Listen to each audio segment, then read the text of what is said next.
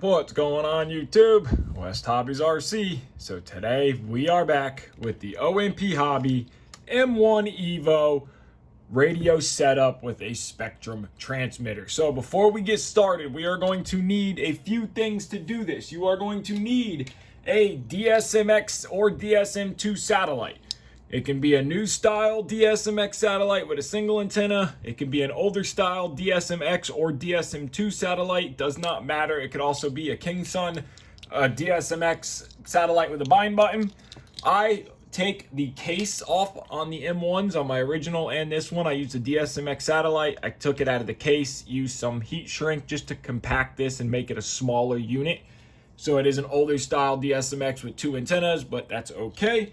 So we will need a separate receiver for binding. So if you're going to be using any of these style DSMX, DSM2 satellites that do not have a bind button, you will need a separate receiver. It could be a separate flybarless unit, an Icon, a Micro Beast, or a Beast X or something. If you have a flybarless unit, I keep this little old DSM2 6200 receiver. It's my bench receiver. It's what I use for doing things. So I keep this, and we need this for binding. So let's go ahead, and we also went ahead and made up our satellite wire, shortened it, soldered it, and heat shrunk it so it's a nice direct run to our satellite. So let's start with radio setup. So first thing we need to do is create a new model. I went ahead and created a new model, OMP M1 EVO.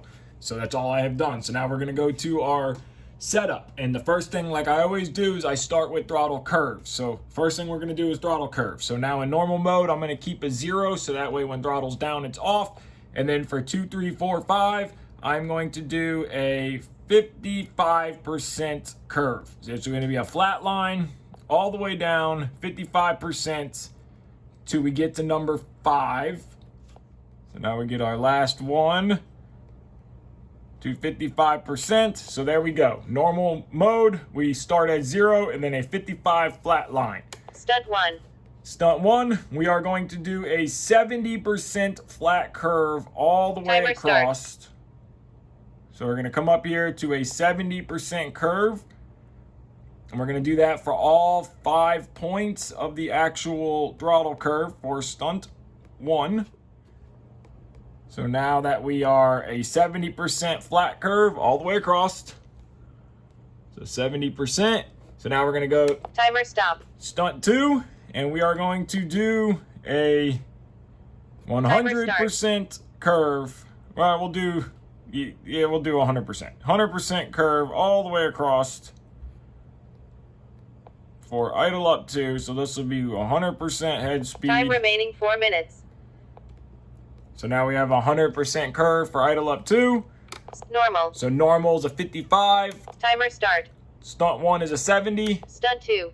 Stunt 2 is a 100. So now we are done with our normal. throttle curves. The next thing we need to do is our pitch curve.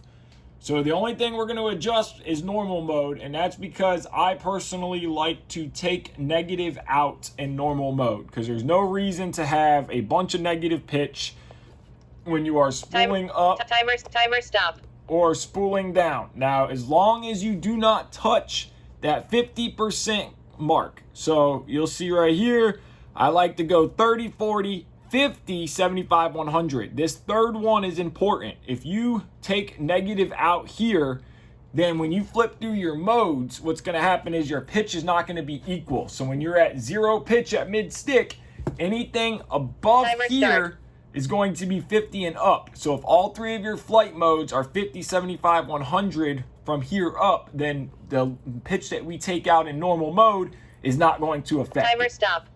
Timer start. So now stunt 1, 0, 25, 50, 75, 100. It is a linear pitch curve. Stunt 2. Stunt 2, same thing, linear pitch Normal. curve. Hold mode is going to be the same as a linear pitch curve. So then we are done with throttle curve. We're done with pitch curve. We're going to back out here. We're going to go back. Now, just because this is an IX12, all Spektrum setup is going to be the same. Your screens just might look different. So for frame rate, we are going to change to a 11 milliseconds, a hybrid of 1122. So we're going to go hybrid 1122, and we're going to back out there. And then we're going to come down here to flight mode setup. This is where you're going to set your hold switch. So I personally have my hold on back right, which is H switch. Normal. You can set it to wherever. That's also where you would reassign your flight mode switch if you wanted to put it somewhere else for whatever reason. You guys do that. That's personal choice and up to what you like. Channel sign. So gear switch. This is very important. Gear we need to set to our flight mode Step switch. 1, normal. Now, you don't have to do that, but what the gear channel does is gear is what controls the actual auto level and no auto level. So when you're in normal mode, you have auto level on. So if you want that to be a separate switch, you would assign gear to whatever switch you like. I personally like that to be on my flight mode switch. That way, if I have somebody fly the helicopter like Grandpa, or I give it to anybody at the field and let them fly, which I do quite a lot, then that way I know that just say, hey, keep it in normal mode. You're in auto level. No need to worry about other switches. So that's where you would do it. Is gear is what controls, channel 5 is what controls your auto level and no auto level. So now that we have done that, we're going to back out. We're going to set the timer. You can set it to what your preference is. I'm going to set a 3-minute timer. And I'm going to set it to my hold switch. Hold, normal. So that way when hold is off, timer Normal. starts. And then I'm going to set my timer clear switch to my button. You guys can, of course, do that. You can set, I'll set all my things separately, all my spoken flight modes. And then that is it. It is that simple. Now we are completely done with radio setup other than adding a picture or your timer call outs and everything that you like. So now let's bind the helicopter. Now we need to bind our satellite. It doesn't need to be on the helicopter or around the helicopter. So we're going to take our satellite. We're going to take our receiver with our bind plug. Again, this can be anything, a flybarless unit, an Icon, a Micro Beast, a Beastex, whatever you have that you can bind this satellite. Now, if you do not have anything to bind, this is your first helicopter or your second helicopter, I highly recommend the King Sun with the bind button. So we have our receiver bind plug in. We have our battery, which is just an old 2S Life battery I use for bench testing. With this receiver, it's beat up. So now we are going to plug in to auxiliary 1, and we need flashing. Now it's going to be very hard to see this flashing, which you can see there through the heat shrink. So we are in bind mode. So now we are going to grab our transmitter, and we are going to go to bind mode here. And we are going to hit bind. Binding. Hold the radio away. DSM to 11 milliseconds. Okay, so now it says DSM2 because this is a DSM2 receiver. So I'll have to grab a DSMX later and rebind for DSMX. But DSMX and DSM2 are capable on a DSMX satellite. So we are bound. So now what we're going to do before we do anything, we're just going to go ahead, unplug our satellite while the receiver is still powered up. Go ahead, power down receiver, power down your battery. Now we are ready to mount the satellite itself onto the helicopter. So I'm going to go ahead, I'm going to mount my satellite right here. I'm going to put a little bit of double-sided tape to hold the antennas kind of like this, a little bit of down and out of the way. And then we will plug right into our DSMX port, which is that first port right there. I went ahead and mounted the satellite, a little bit of double-sided tape on the antennas. I'm going to replace this double-sided tape with black double-sided tape. I just grabbed the wrong color just so it blends in better.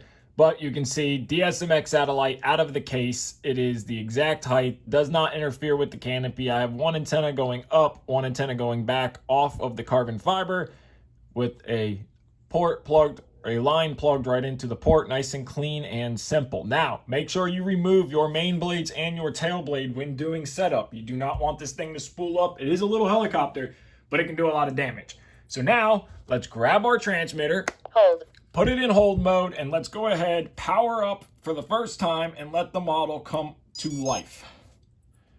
So we'll sit there, let it flash. It'll do its dance when it's ready. Once it does its little dance, perfect. Now we're going to check and make sure everything is working like it should. So left, right, back, forward. Everything is working like it should. Positive, negative. So now everything is working like it should. Let's flip off hold. Normal. Let's go ahead and spool up. We are in auto level. You can see it's trying to correct right now.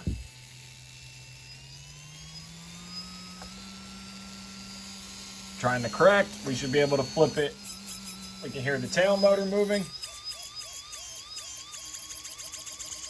So that direction is right. Let's go ahead and feed rudder. So we know feeding right rudder speeds the motor up, left rudder slows it way down. So we know our rudder direction is correct. We know our tally is working. Now let's go into idle up 1. Stud 1. Auto level is off. Not trying to auto correct itself, because if we go into normal mode, you're going to see the servos dancing, trying to hold itself back over. So everything is working like it should. All of our flight two. modes. Time remaining 2 minutes. Flip throttle hold. Hold. So everything works like it should. Super simple. Spektrum transmitters are incredible and easy to set up. So let's go ahead and put the blades back on this thing. There you guys go. Quick video on how to set up the OMP Hobby M1 on a Spektrum transmitter. So as you can see, with the canopy on, the satellite fits perfectly. It's not bulging, it's not hitting. So your satellite is real nice and tucked in there. Very clean, very simple. So I hope you guys enjoyed this video. If you did, give it a like, subscribe, take care, and have a great day.